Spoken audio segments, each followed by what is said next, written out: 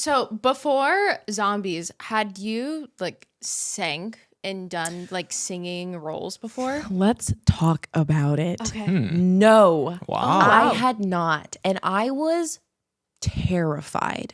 Oh, wow. Genuinely. I was convinced that I could not sing, that I could not hold a tune, that I was like tone deaf. I should never like open my mouth. I was, my gosh. and that really just like speaks to like the insecurities in our heads and how they can grow and like spin out of control. Cause I genuinely, just from like small, minuscule experiences that I had from my childhood that just stuck with me, you know, and they kind of just ingrained in like my brain and told myself, you know, that was a no-go for me. And so that was actually part of the reason why I wanted to do the zombies movies. I just knew that was the whole singing element was a big mental block for me. And, you know, I knew that I wanted to run towards that fear and not away from it. So I decided that's what I needed to do. And I got over that mental hurdle, but it was really hard. It paid off. It was really hard. I remember recording my first song. It was a song called Flesh and Bone,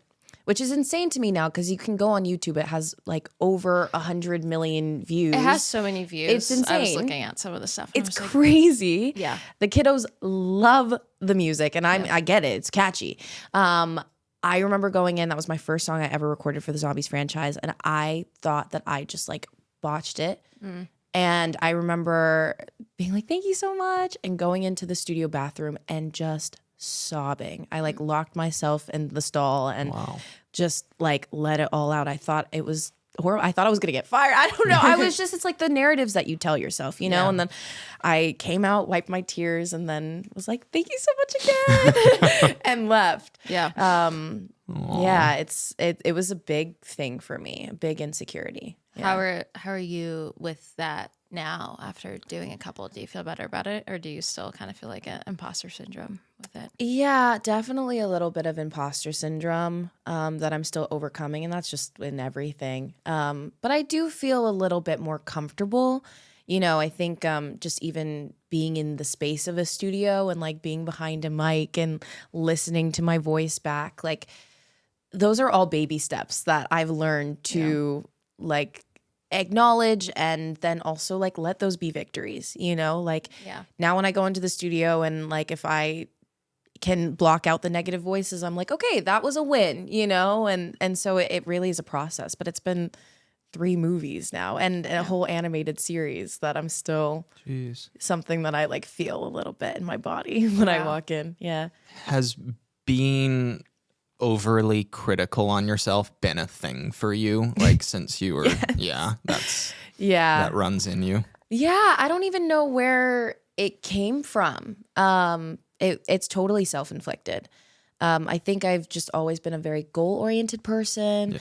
I would love to know where perfectionism comes from because it wasn't something that even came from my parents. It was just like, I am naturally very like high achieving and I have very high standards for myself. And then I get really disappointed when I don't meet those standards. And it's something that I really have had to address because it's like a setup for failure because perfection doesn't exist, you know? And I think being under the illusion that it does is the failure, you know? Like I think, so I've had to learn and like trusting the process and like taking the victories when they come, like being able to identify them and then actually like celebrate those. But it's definitely a process and still something that I struggle with. Yeah. I feel like your career path is a little difficult to have, like having that mentality. How do you? He's like, How do you feel like you balance that? Because I just like I couldn't imagine like going through what like you know. all of the audition processes and all of the no's and just like all of those things. How do you feel like you've been able to like still balance the perfectionist mentality and still have a love for what you do? That's a great question. And I don't know if I have the answer. That's okay I definitely don't have the answer. But I think I love being an artist. I have a very creative mind. I get to tell stories for a living, and like that's such a gift. And I think no piece of art is perfect. I think no story is perfect. And so just getting to operate in that space like is a constant reminder for me of that.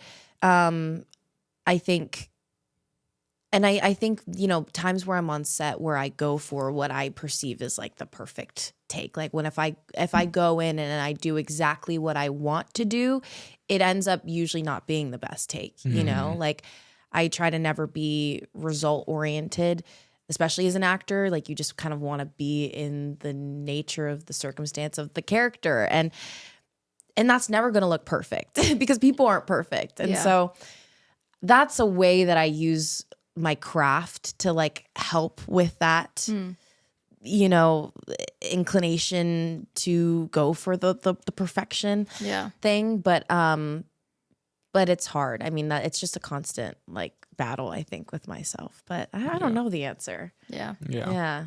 I'm sure there's like a healthy part in there that still like keeps you motivated to keep working to like keep going. I think also too, you know, at the end of the day, especially I could just speak from like what I do, like I want people to resonate with whatever I put out into the world, whatever, you know, form media that takes. Yeah. And I think people resonate with the journey. They resonate with the struggle, the ups and the downs.